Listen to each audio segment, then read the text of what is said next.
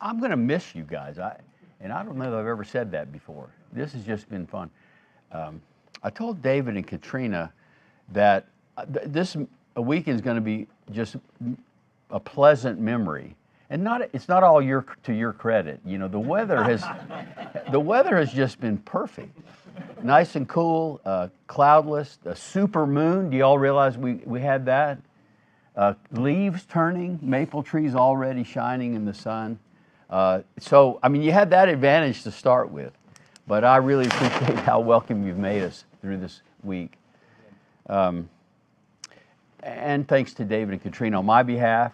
I guess I should thank Grady and Aaron on your behalf for putting us up. I think I've been staying at one of those luxury resorts or something, you know, with all the amenities and just careful little things that make the stay comfortable. Not to mention, you'll never believe this, interesting conversations with David and Katrina. And others who have hosted us as well. Carl and Patricia for dinner last night. And really sharing your life to whatever extent we can do this. It's an amazing group, you know. You have nuclear engineers, you have designers of firefighter equipment, you have nursing trainers, and I'm sure more fascinating, and corruption fighters, right, in the banking industry. So those are all fascinating things, but it shows the great diversity that is pulled into unity in God's kingdom, doesn't it?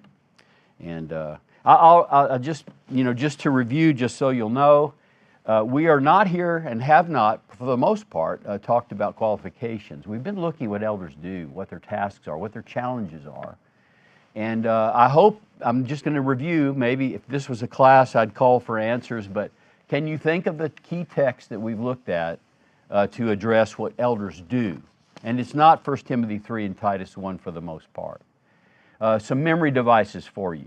There are 4 of these texts that have the chapter 5 in them, so work with that. 1 Peter 5, 1 Timothy 5, which we haven't addressed too well, so that's why I wanted to have that reading this morning, so at least we've read that text on that. Y'all now help me. 1 Thessalonians 5, and now I'm forgetting the other 5th. Ephesians 4, I was going to get to that. Have you noticed how often we've all looked at Ephesians 4? Nearly every talk has been centered around that in some way or another. Help me, 1 Thessalonians, 1 Peter, 1 Timothy, and James 5. James 5, thank you. And then Hebrews 13, the lucky chapter, verses 7, 17, and 24. And Acts 20, powerful example the Apostle Paul gave the Ephesian elders. And so I hope those passages are now more valuable to you as you think about what shepherds do. You understand I'm shifting the viewpoint this morning. Up till now, it's kind of been, let's place ourselves in the role of developing elders Friday night. I'm not an elder yet, but how can I get ready, right? Or, here I am an elder. How do I do that work? What are the challenges? What's it like? How do I develop or deal with good sheep? How do I deal with troublesome sheep, and so on? And this morning, how do I get the whole group working together and doing the work that we all do together of saving souls, either in converting them from the world or helping them to grow up into the measure of the stature of fullness of Christ. We're changing the view. This lesson is from a different point of view. We're not in the body of the shepherd anymore. We're in the body of the sheep this morning. And it's a different viewpoint. And I think it's essential. And you'll see why as we go. And I keep looking. Oh, there's the remote right there. So my assigned topic is obey them, submission to the shepherds. And, you know, I think I'm pushing the right button here. That's too complicated. Okay, it is on. Yeah. There's a concept I also want to remind you of. This is all groundwork. And by the way, this lesson is going to be, I was a little bit nervous about it because I think it's very countercultural. And I've actually added a thought or two in here that I've never presented before, and I'm interested in your feedback, but it's potentially, well, let's just say, we'll study it together, and you can help me work through this. You remember the 2 concepts were flock shepherding. I believe these are scriptural in the sense that I can see passages and pretty clearly say, this is about flock shepherding, this is about sheep shepherding. I can't quite find a passage that says, that God likes us to divide it with these terminology. But bear with us. You've already done that through the weekend, right? Flock shepherding decisions are more corporate leadership. It's decisions, awareness, watching, concerns that have to do with the entire group, but also sheep shepherding. And I just put the pictures. I think they're more memorable, right? But that has to do with protecting and developing. We've talked to both of those this weekend about that. And I'm not allowed to get I'm sorry, I'm a teacher. I'm not a preacher. You probably figured that out. But which of these two did we say is really and Russ used the term, the heart of the elder's work. Which is the heart of the elder's work? And I'm not asking which is the most visible, right? Because very often the kind of hard things that shepherds do are not done in front of others. And in some cases, it's even better that others don't know that that's going on. But what is the one that engages the elder's heart as well? That carries with it the joy and the sorrow that's mentioned in Hebrews 13. You know which it is. It's the sheep shepherding.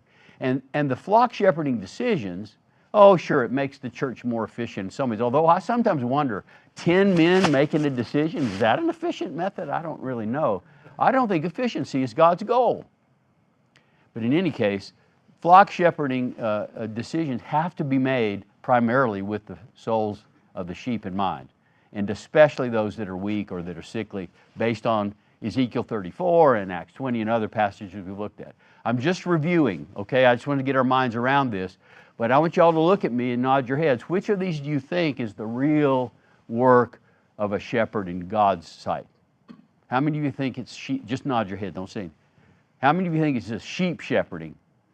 Okay. All right, I'm going to remember that you all nodded your heads, because I'm going to come back to that as we talk about it in the lesson. I want to tell you a story. This may seem disjointed, but I hope it all will come together. It's been 21 years ago, but so I was selected to be an elder, and we have a kind of a service in which the church, we learn a little bit more about elders, but then there's an appointment ceremony of sorts where the other elders bring the man who has been selected, too young, frightened to death, full of the imposter syndrome. You all know in the business industry what that is. To say, okay, you're going to now be an elder.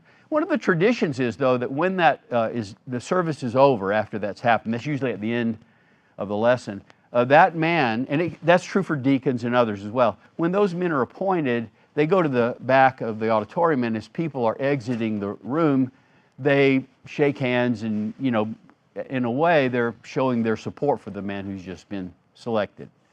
I think there's some Bible precedent for that, but never mind that. So there's kind of this awkward moment, though.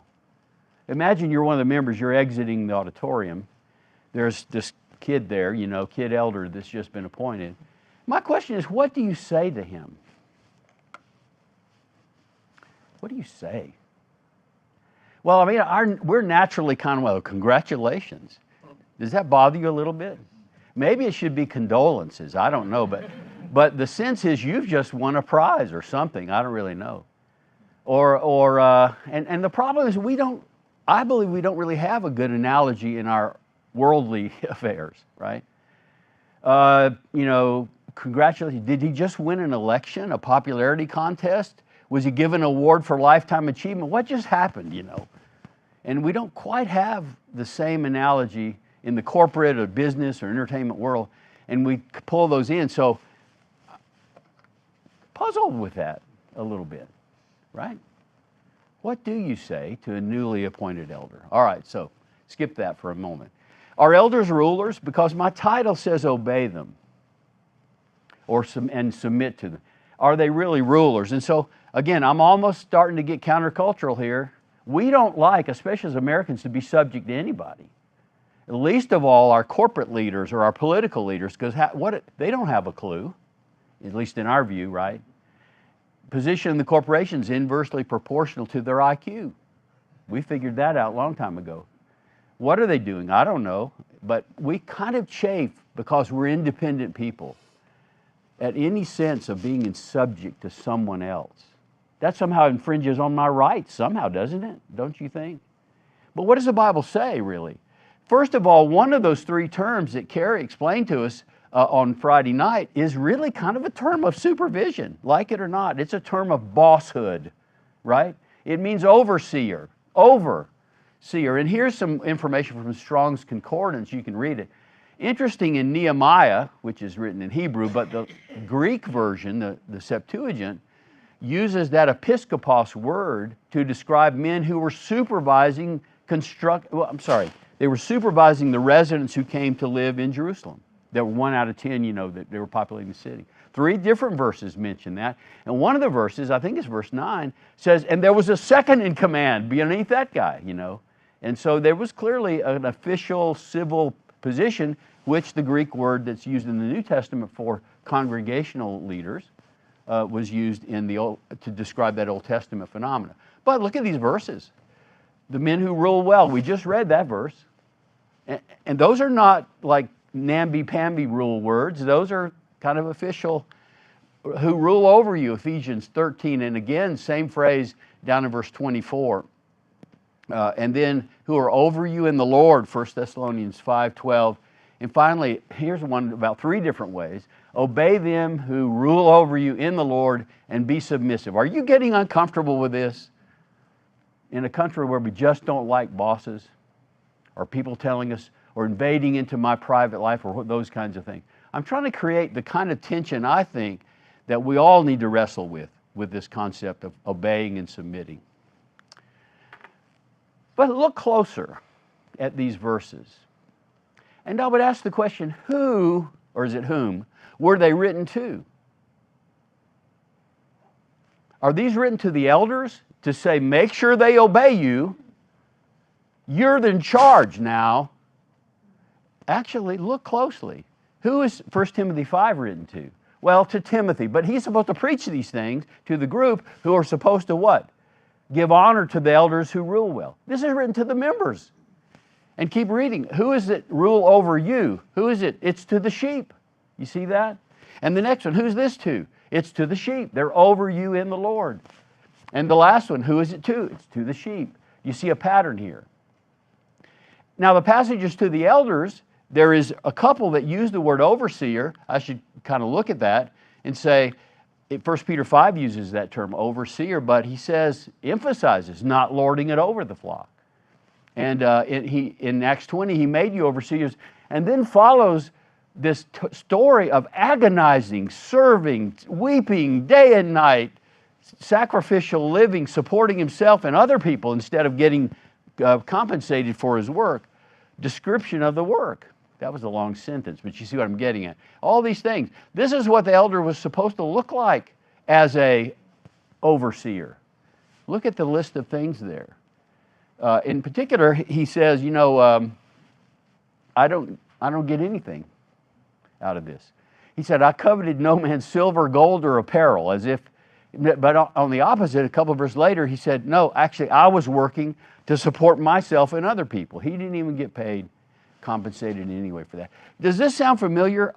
Can you think of a relationship where there's a kind of a head and submission, and yet the head is not told to be the head, and those who submit are not told to make sure he leads? The husband-wife relationship. Is the command to the husband, make sure she sees you as the head, or is it to love your wife? Which? And to the wife, what is it? You submit. How is leadership actually implemented in the kingdom of heaven? Whips? Raises? Salaries? Threats? I mean, what is it? It's by submission. That's the only way. How are we subject to the king, really? In this age, at least. But we submit willingly. That's the way the kingdom works. And you can read Mark 10 and Matthew 20, we referenced about that. That's the way it works in the kingdom. Not among the Gentiles, not among the nations, but that's the way it works here. It isn't the case that God tells us what we need to hear. You know, I think as a result of the fall, husbands are tempted to rule over Genesis 3. What they need to be told is, you sacrificially love your wife. We get the lessons we need, right? And wives are told the opposite of that about submission. So I think it's true here. The commands to submit are given to the sheep. That means it's a challenge for us if we're looking at this material through the eyes of sheep. Now, I have 2 interludes. Y'all know interludes? I think they come between seals and trumpets or something like that. It means he was going along, it was all making sense and all fitting together, but then all of a sudden he stopped and went off the track somewhere. So I'm going to slightly go off the track here a little bit.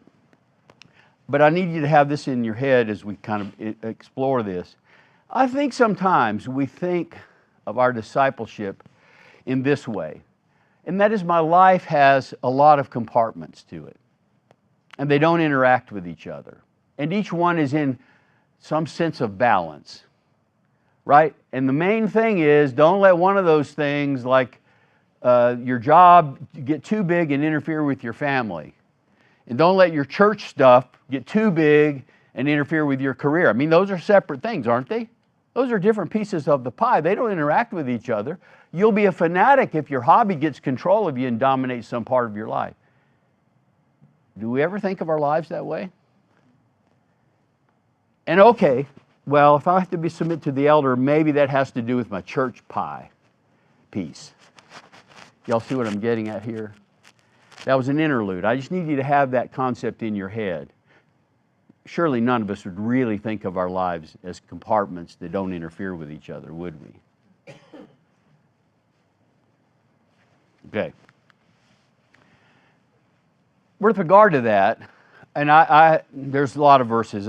Present your bodies what? A living sacrifice. That's kind of a whole person thing.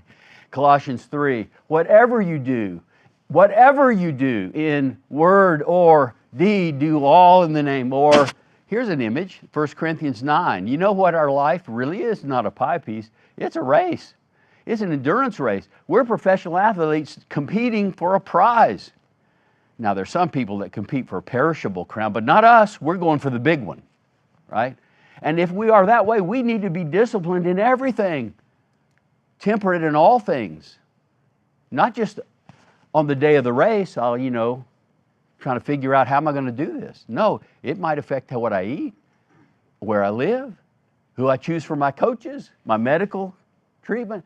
It would influence all of my life. If I was truly an athlete, I'm temperate in all things. That's a better picture. So there, okay. Into the interlude. Here comes seal number 7, I guess, or something after that. So let's look at these passages, and they're the ones I showed you before that have the word in it. Let's look a little bit more closely at them. Let the elders who rule well be counted worthy of double honor, especially those who labor in the word and doctrine. What strikes me right away is that the rule, even from the point of view of the sheep, if I'm looking at that, is it the guy who's up in the palace just giving commands and collecting the tax money? Or is it somebody who's actually a worker? And maybe out front in the work, and maybe doing some of the hardest things of all. In fact, he says, the Scripture says, and he quotes from the Old and the New Testament. It's kind of cool there. And he says, for the prince is worthy of his tribute. Is that what he says? The boss deserves the best effort out of the ox. Do you see the images he's using there? In the story, is the elder the ox, or is he the guy that, whips him around the threshing floor? Which is he? It's the ox. And is it the supervisor or the laborer who's worthy of his hire? You see the way those images have been picked there? I mean, so right away, looking at that closely, yes, ruling, but boy, what does that rule look like? It looks like an ox who gets to eat a little bit of the grain that he's threshing out. And it looks like a laborer who is deserving of some compensation for what he's done. Let's look at another one, Hebrews 13. What is that rule? How is it expressed? They've spoken the word to you. And I hope that's been a theme throughout. By the way, here's another little excursion. We didn't really coordinate very much for this. And I'm not criticizing Grady or Carl or anything. We had one call, I think we were all on the phone. I think Russ missed it. Okay, well. But I've been amazed at how similar the thoughts and themes and all have been. And we don't even have like a bishop over the, you know what I mean, or a guild of elders that we all get together. I think maybe we're studying the same book or something. I don't know. But I've been really impressed with that. But anyway, we're still working at that. The Word is central. The Word is central to what elders do. And I don't mean that they can teach a Bible class. I think that's such a small percent of the real shepherding and the use of the Word in shepherding. Is you sit down with a couple that's struggling in their marriage, and you've got to work through those totally tough and countercultural passages about the role of the wife and the role of the husband, the sacrificial role. You got to work through that, because that's what's caused the problem, is not following that pattern, and that's what will fix the problem. And you have to be aware of that. And so all the counseling should be related, even in the sheep shepherding side of things. Here, similarly, 1 Thessalonians 5. And I think we pointed this out. I didn't show it here, but the verse before and the verse after puts this work of the shepherds in the context of, well, let's all help one another, right? And we had a whole lesson, actually, on the next verse, which is all the different kind of sheep and the kind of help they need on a personal level. And it's just in the context of, yes, we're all doing that, but yes, the elders have an over you role, but it's in the context of helping you survive if you're discouraged, or whatever the various types of sheep are that are covered in the verse before and a couple of verses after. And this is the scary one in the lucky chapter, Hebrews 13. Yeah, they rule over you, and you need to be submissive, for they watch out for your souls as those who must give an account. And I'm going to say more about the joy and grief in just a minute, but I want you to put that verse in your head and think, what does that mean to allow an elder to do his work with joy or grief? What is that? When is it that that happens? And what is sheep? And by the way, I am one. Now, that's been an interesting thing for me for 10 years now, to not be a shepherd and to see it really in some ways from the outside, to see what they do. I may come back to a few points about that. So what is the responsibility of sheep? First, and I'm taking these same verses, by the way. I'm kind of hovering around these verses that describe the work of a shepherd, but they also are addressed to sheep. Remember, that was my point. Be at peace. Oh. And you remember the Ephesians 4 color picture, right? If that outer, I don't remember if it's blue or green, but if that outer envelope is full of strife, in fact, the chapter is all about unity and the basis of unity and all.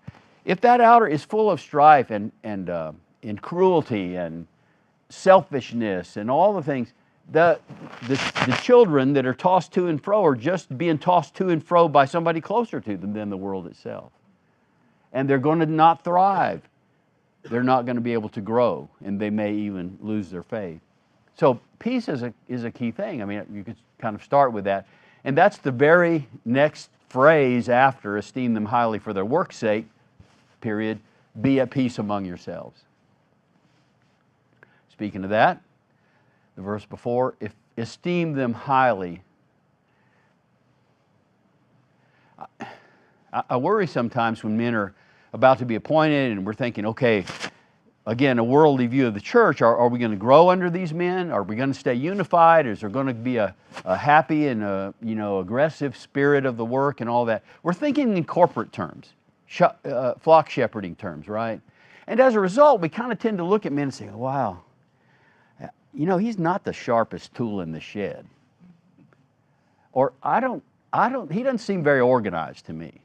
Or he doesn't get me excited. There's not much charisma in that guy. He doesn't seem to be very creative, right? Not very innovative, right? I just don't see that in this, and that's what I want in my leaders. Let me ask you, are any of those words I just used in 1 Timothy 3 or Titus 1? They're not.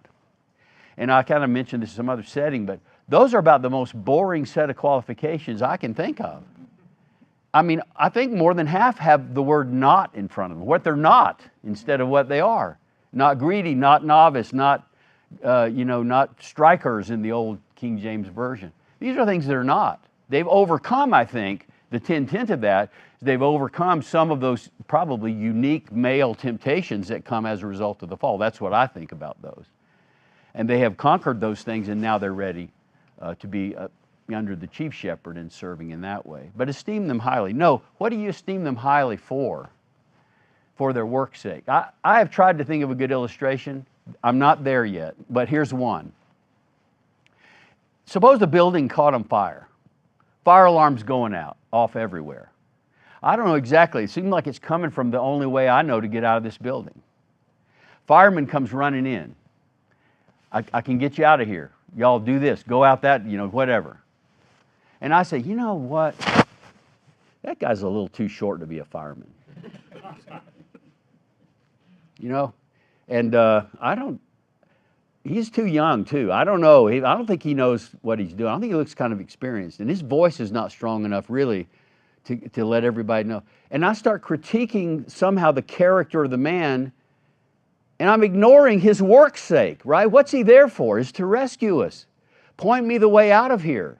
Okay, you have some flaws and shortcomings and all that, but I'm not esteeming you for how tall you are, or how smart you are, or how charismatic you are. I'm esteeming you not really even about you. It's about what your job is and how important it is. And if I can help you do that job, we're doing it. Hey, here, he said go out that way. I'm going to help with that, you see, no matter how short he is as a fireman. That's inadequate, I think, but I guess I'm trying to say that here in this text, Paul is telling those in Thessalonica, stop staring at the man and look at his work he's trying to do. That's what makes him important. Over which the Holy Spirit has made you overseers, quoting from Acts 20. Y'all know those passages. And so, as a former elder, it's real important. Don't be staring at me. Help me do my work, because I don't know that I'm adequate for these things. All right, so there's that. Esteem them highly for their work's sake. Okay, I have two more, but second interlude. All right? And I'll confess, because I think so far we like each other here, I've never presented this next part before. But it does come from a very common genre of questions. And I was surprised that we didn't get one yesterday. At first I was surprised, and I thought, no, this never comes out in public. But it has been asked of me this weekend, and I won't mention how or when, but what if I disagree? And you could imagine this as a corporate flock shepherding decision. Okay, yeah, I don't think that's a good debt to incur to go build this building. Or we should have withdrawn from this person years ago, but we didn't, or whatever, or it could be a sheep shepherding thing. That is, I'm giving you this advice personally, and I don't agree. And the question usually takes this form. And I guess we've done these sessions and provided this opportunity. Usually it's kind of off to the side, not in front of you. And usually it's, I would say, younger folk. And think about this. For the most part, elders are going to be shepherding people that are 1 or 2 generations removed from them in age. I mean, that's just the way it is. I think that's a good thing. It's probably God's plan. And yet, that gives us a little different view of the world. Not that any of you all changed any of your view of the world since you were teenagers or anything like that, right? Well, we do. And things that seem so black and white earlier, in our life, we think, well, boy, there's a lot more involved in that, as it turns out. And I've learned a lot more about things and so on. But so you already have a little bit of a generational difference. But typically the question comes from somewhere down here in terms of chronological age. And it takes this form. Marty, expert on elders, or whatever. What do you think a person should do, hypothetically, and I mean, this applies to a friend of mine, if an elder, and then fill in the blank. Then there'll be a story in which there's some issue. It's so clear cut. We got a member in immorality, right? We got some, problem between 2 brethren. We got an elder that's obviously not qualified. Or y'all know these kind of questions? And so the statement, just 21 words or less. Here's the issue. And I talked to the elder. I suppose that's a Matthew 18 pattern or something. And they said, and then what they said is probably 5 or 6 words. Well, we're working it. Well, you don't know all the facts. Well, we just need to be more patient. Well, it'll hurt their feelings if we address it. And I'm thinking to myself, I bet the elder said a little more than that. But anyway, that's what they remember in the story, right? Over to you, Marty. What do you do? Have you all ever heard that kind of a question? Of course, I don't know the situation or anything. Okay, I'm just trying this out on you guys because I guess I trust you. But I've tried to think through how, I can't tell you the exact answer. I have 10 things, and that's got to be scary to hear, but 10 things that I'm going to step through that I think you should think about these when you're in a situation where you think you have a disagreement with an elder. Because this is a lesson on submitting. What do you do when you disagree? Are y'all okay with this? Let's try them out. My first point would be that I don't even think you're submitting unless it's an issue on which you disagree. Y'all see what I mean by that? I mean, if they only ever do what you thought they ought to do, where's your chance to submit? You get that? I didn't know. That fits in somehow. I'm just going to point that out in passing, right? And I would remember this verse we just looked at. Esteem them highly. Remember what they're trying to do and not the men themselves. And I think you ought to think about what would be the impact on the watching in behalf of the souls, for example, with regard to how this decision works and how you end up resolving it or dealing with it personally as a sheep. I think you should, and next time I do this, I'm going to put more Bible verses on there, but I think I can find one for each of these points. But I think you can assume the best intent, meaning they were trying hard. Their heart was good in this. I think you might assume that they have a plan, and what you see may not be the whole plan. Go as far as you can with that. The last part of the sentence says, for as long as possible. Okay, maybe. But let's assume the best. Let's start with that. Jesus knew the hearts of all men. I guess where is that? In John 2 somewhere. But I don't have that advantage.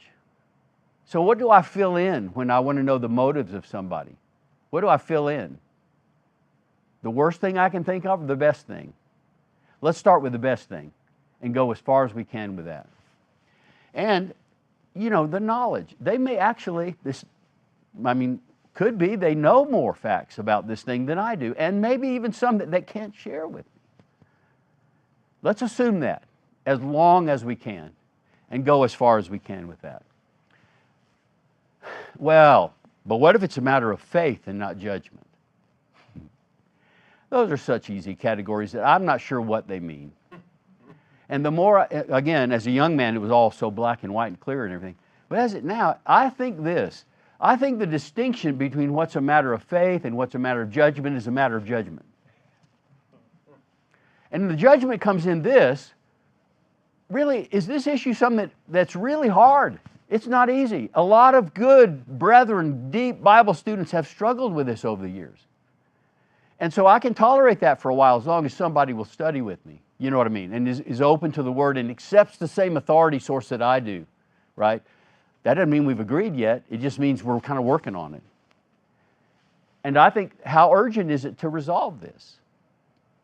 A man's committing adultery. Okay, all right. So as soon as we find out he's, got checked out of the motel, we're going to withdraw from him right then. Is that what we're going to do? What is the timing that's important? How do I address that as a shepherd? I don't know. It's a matter of judgment. How long do I wait? Someone who's just having some worldly draw in their life, it's going to be hard to change. It's embedded in their personality and their identity. How long do I wait for them to pull that out? I think we talked about patience, didn't we, in one of these sessions? I don't know how long. How urgent is it to resolve? And that would not only include the particulars of the issue, but how it affects the flock and all of that. And then the other question would be, to what extent does it really inhibit my fellowship with this work? I mean, what if it was like a Jezebel that was running around the church teaching people to commit fornication? What if it's a bunch of knuckleheads teaching the doctrine of the Nicolaitans? Ought we just to leave that church? Is that John's recommendation in the book of Revelation? What about a bunch of lukewarm brethren that don't want to do anything, but they think they're great? Is John saying, get out of there? You can't have fellowship with those kind of people. Or does he say, hang on, and you'll get a white robe before it's over? What's he saying? How far can I go with that fellowship? And I think we want to go as far as we can in terms of that. But there may be some concerns. I think it's valid to try to be in the elder's head for just a minute and say, what is the potential damage of this continuing without this being resolved? And maybe that'd be bad, maybe it's hard. But compare that to the risk of the disunity and damage caused by forcing a resolution right now. You see what I mean? I'm weighing those two benefits and dangers. Number 5, exhaust all methods to continue fellowship during and despite the disagreements. I've seen it in a marriage where there's this one issue and it affects everything. And really, they're kind of exemplary husbands and wives in other ways. But somehow that dominates everything. It's in the forefront, and I can't get around it to do the other things that we all love to do, like reaching the lost and taking the Lord's Supper together and worshiping and having studies of different sections of the Scripture that maybe we don't disagree on and so on. If your conscience is offended by this because, well, I'm endorsing this error or this bad decision making by the elders, it seems to me that one way to address that would be to say, go to the elders, express your disagreement. Maybe it could be known in a more public way. We don't agree with this, but we just want to work as much as we can in fellowship with things we do agree with. Now you're not implicitly endorsing that by not saying anything. You've kind of stated where you stand on that, and you're able to move on to serve in all possible ways, and maybe even ways that would compensate for the perceived problems. Hey, do what you can. Don't stop rowing the boat. No, row more, because these are things that we can still do together. Submit and endorse the elders in every way possible. Again, sometimes that issue, that brother who should have been withdrawn from years ago, we can't think of anything else. And we're losing out on opportunities to be led in good things because that one issue dominates our thinking. And finally, 10, don't enlist allies in opposition. And the next phrase, be at peace among yourselves. And that's not the way to do that, is seeing who lines up on your side or doing some kind of public act of civil disobedience or something, you know what I mean, walking out or leaving or going somewhere else with it, when everybody knows why you're doing that. How did that go? I didn't answer the question, did I? All I tried to do was say, and by the way, when people ask me that question now, including my own sons, I confess this to you, the first thing I say to them is, I am hopelessly biased on this issue. And I think it may be PTSD, I don't know. But whatever you ask me, for a long time, I'm going to kind of argue on behalf of these shepherds, because I know the work they have to do. And I esteem them highly, whoever they are, for their work's sake. And I'm going to start there. And I'm going to push a long time on their side before you convince me to think otherwise. So, you see these bullets? Do they seem biased on behalf of the elders? I am hopelessly biased and prejudiced and all kind of other things, but that's where these come from. But I think I felt like it was important to address it in a discussion of submission, maybe too much time spent on a side issue, but it seemed to me it's more common. Do not create grief. That's from Hebrews 13, that they may not do it with grief, but with joy. What creates grief for an elder? Well, this kind of thing, right? Discord and division and insubordination and factious, forming up sides and that kind of, that's hard. There's grief there. We talked a little bit about that yesterday. I hope that the qualified shepherds are above worrying about their own personal good or reputation or something. They worry about the truth. They worry about men's souls. But at some point, I think the role can help you grow to be less concerned about what people think of you. I want to know what they think about Christ. I don't want to change that. It's hard. But don't create by division. That'd be one thing. I don't think that's what this passage is talking about. There's a second thing it might mean, and that is, don't get yourself in trouble, right? Don't get stuck in a ditch somewhere of sin where they have to come drag you out. That's hard, man, and I'll just tell you as an elder, I've changed in this way, among others. I'm surprised what Christians will do and get themselves into. Y'all know what I'm talking about? And I think before, when I was younger and black and white and all that, I would say, well, I don't even think they've ever been a Christian if they did that terrible sin. You know what I'm talking about? But now I'm thinking, wait a minute. There was a guy who was like a ruler, and he like wrote psalms and stuff, and you know what I mean, real spiritual kind of guy, even like man after God's own heart. And what did he do? Y'all see what I'm getting at here? Maybe this is about don't create grief by getting yourself in a lot of bad trouble and doing sordid, terrible sins. I don't think that's it either. Don't do that, by the way. But I don't think that's what he's saying. And I think the key to that is the rest of that sentence really says that they may do it with joy. And that makes me think of a parable of sheep. And you remember that shepherd went after that one and left the 99 behind. And what does it say about that shepherd when he found the one? He rejoiced. Not only that, he drags that sheep home, and what does he say to his neighbors? Rejoice with me. And it turns out, way up in heaven, what's happening in that parable? Who's rejoicing? The angels are rejoicing. Listen, if that's joy, what's the grief? It's that sheep can't be found or won't come back, right? Or keeps running off in some way that's just creating permanent damage. That's the grief, okay? So as submissive sheep, I'll tell you how to create the most joy. Now you know what it is, right? And that is if there's a correction to be made and you say, thank you, thank you, help me. Let's set up some way to help me get over this and be healed and be anointed and all the things that Ezekiel 34 talks about.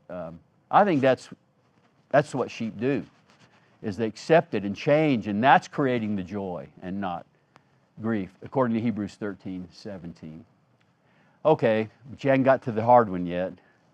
Okay, submit. You got to submit. What does that mean? I know we've talked about it a lot, but I've put these two pictures back up that we reviewed at the very beginning. Do y'all remember when I made you nod your heads? Which is the primary thing that shepherds do? Sheep shepherding or flock shepherding? If that's true, I've trapped you now. If that's true, what's the primary area in your life where the submission is going to be? Some people are still nodding their heads up and down. Y'all understand what I'm getting at here? I think we sometimes think that we submit to the shepherds when they say, you know what, we're going to change our time of worship.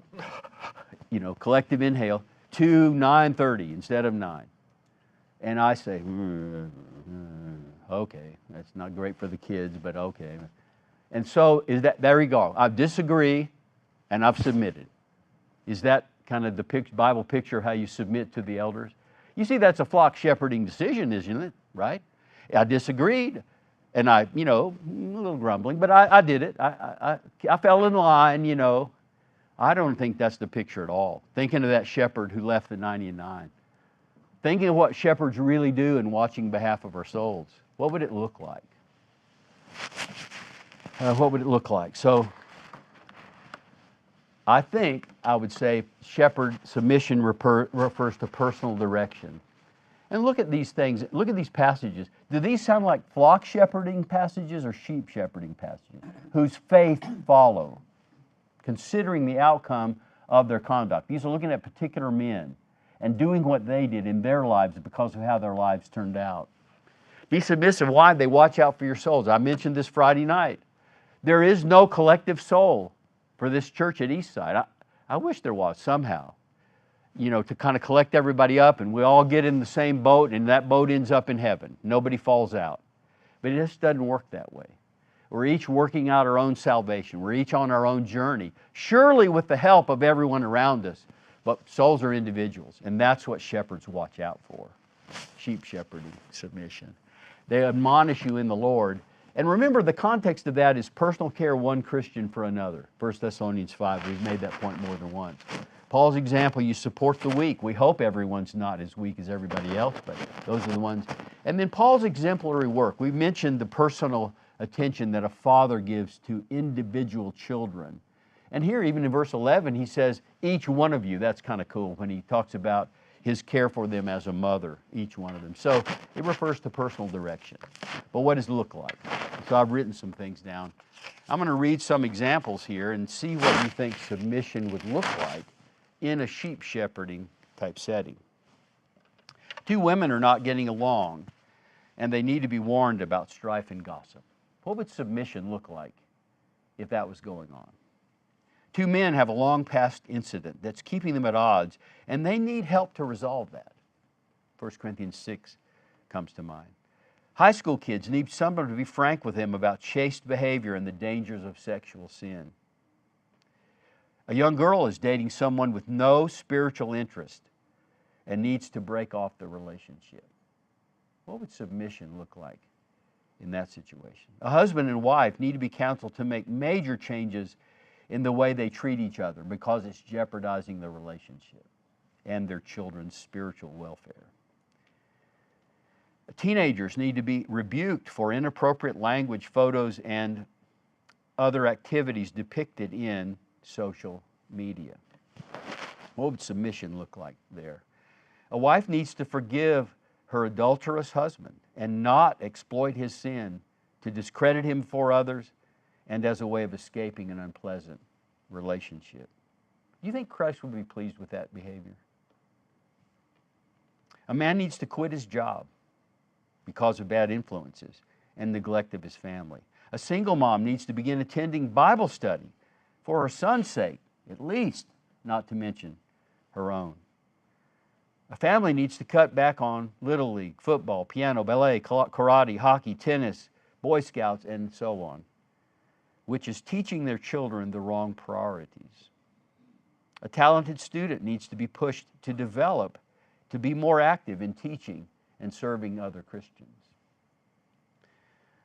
A man feels shunned and is angry because he isn't asked to lead in the worship as often as he thinks he should. A family is spending themselves into debt and it's controlling their lives. A college student needs to be pushed to use his intellect to serve as a teacher. A man needs to make major life changes to overcome a destructive addiction. Are these real situations? No, not among Christians. Oh no, that's a different piece of the pie. That's not the church stuff. That's my private life, my family, my hobbies. What would submission look like in that case, in those cases? Do you think it's a shepherd's job to try to address some of those spiritual dangers that I just listed? Is that a shepherd's job? And if he did, what would be submission in that case? I don't think we're there yet in our explanation. Should I tell the Mennonite story? We had a long discussion about that, among other things. We had a question and answer one session. See, I'm going to do it. You don't have a choice. You're stuck here. There's nobody behind me. So, you know. And one of the men, it was Mennonite country, which I understand that's kind of true here too. So you'll understand this. One of the men asked, "What do you think about directing duress? You know, edicting dress. Like you got to wear long dresses and your hair this way and all that. You know." And you know why that's a hard question? Because immediately we start to say, "That's my piece of the pie," or whatever. Nobody's telling me how to dress. That's my private life. You're meddling in my personal business and all that. And of course, the context was that's what the Mennonites do. And my understanding is they don't believe the Bible says you have to wear dark colors and bonnets and buns and all that. They will never defend that based. Why do they do that? Why do they do that? Well, they have elders. Now, probably not a scriptural model of elders over just a single local church, but still, they have spiritual shepherds, leaders who say, you know what, if we could separate ourselves from the world in these ways, and I know it's not Bible teaching, but it's something, it would be good advice to help us. I'm not endorsing this plan, by the way, but I'm saying they do that because they respect their spiritual leaders and feel an obligation to do what they say. I wonder if there's resentment in that. I don't know. Maybe there is in some, maybe not in others. I didn't have a clue how to answer that question, by the way, the question and answer thing. So that made me think about it a lot. And it made me think of this story about dress, let's say. Suppose there's a girl comes to church, new convert maybe, wearing the short, tight, low, all the, dress that seems inappropriate to a lot of the men and women, right? One Sunday night, we talked about this. They take them into the classroom. That's like oh, you're in trouble. The elders take her back into the classroom. 45 minutes or so later, she comes out. She's been crying. You can tell. After that, her dress is different. What do you think of that story? This is the countercultural part, by the way. Well, they're just meddling, or they're not patient enough. They shouldn't have made her cry. I don't know what your reaction is, but I think as Americans, we don't like that thought. We don't like that picture. And I think, among some people who feel like they've been more oppressed than others, that's probably especially offensive, somebody telling them what they can do. There's two ways to think about that story. I'm going to tell you now two parts of that story. The first one is, they pulled her in the classroom, they said, look, if you're going to worship here, you're going to dress this way. Right? And she argued some, but finally she said, okay, all right. A tough meeting, right? That's one version of the story. Here's another one. This is a new Christian.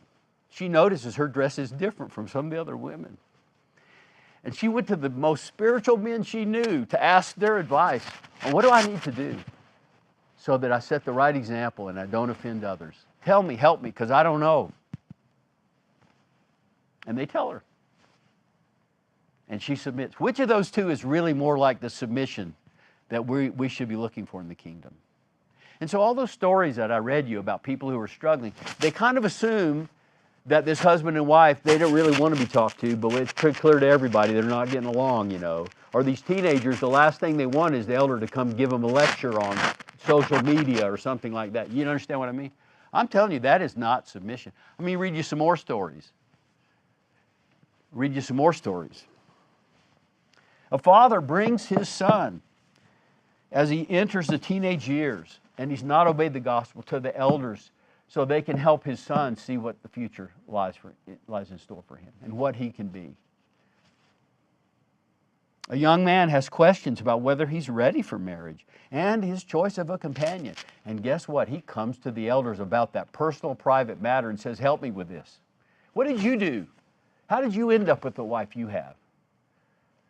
And how will it affect my service to God?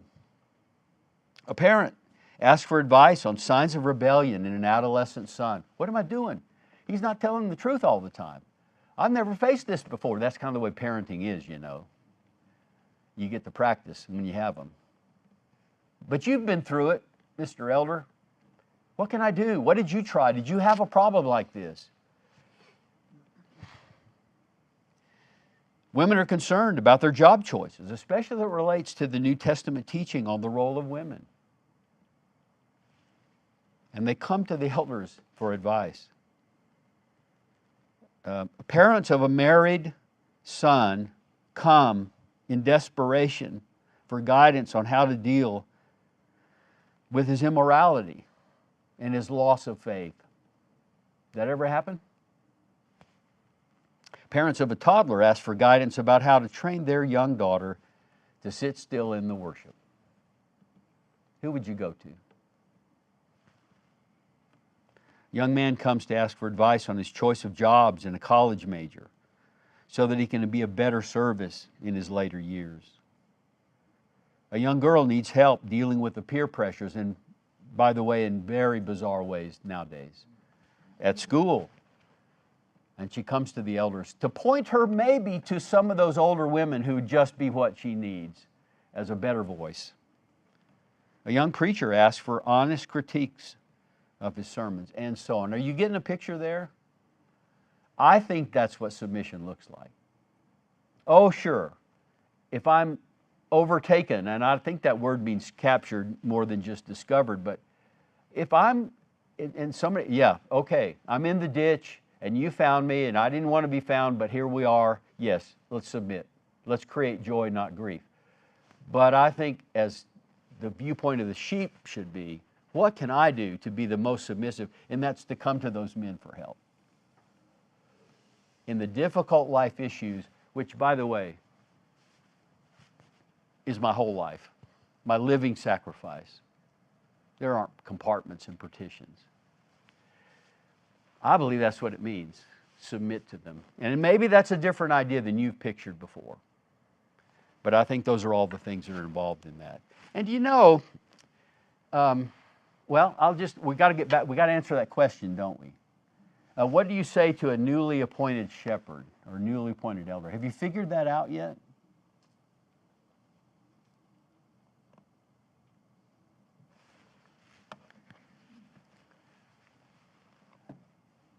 I'm going to follow you in the sense that we just talked about. You want to put some fear into the heart of a young man who doesn't feel like he's qualified for anything? I'm following you. I'm going to come to you for advice on tough things.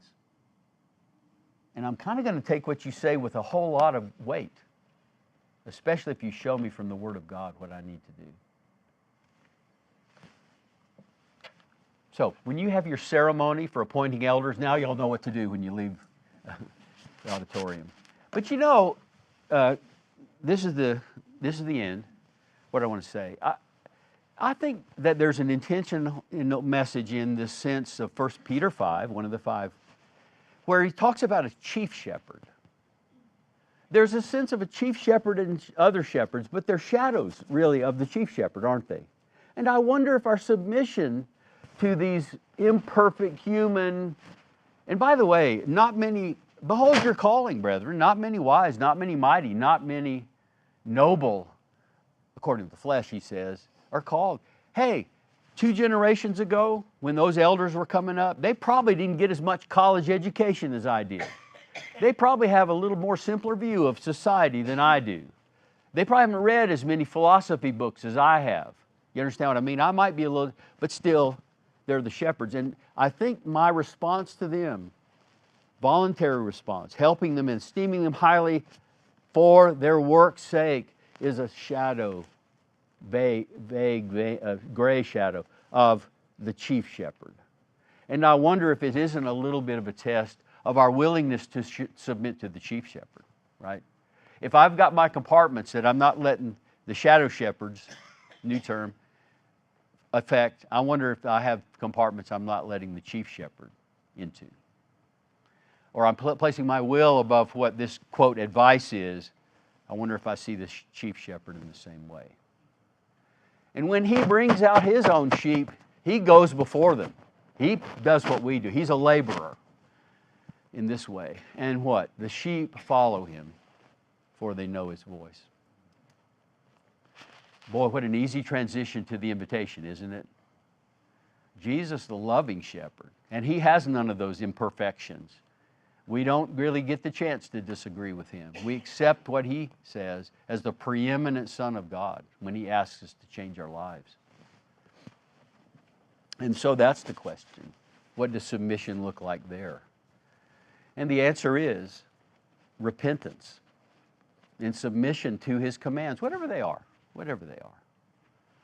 And in particular, if you're still in your sins and you're not a part of the body of Christ, he has set the pattern by being killed, as we talked about at the Lord's Supper, but rising again.